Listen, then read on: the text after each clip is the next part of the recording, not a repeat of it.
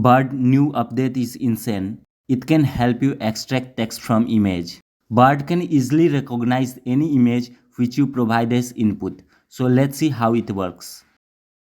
So I am gonna upload one image. This image is related to data science. So I'm providing input as image. This is the input. Check all the content present in the image is correct and logical or not, and modify and make it more standard. Also explain this image. Okay, so it will generate a complete text of that image, and you can see here it has generated, as per this image, it has generated the same content. I have provided the input in the form of image.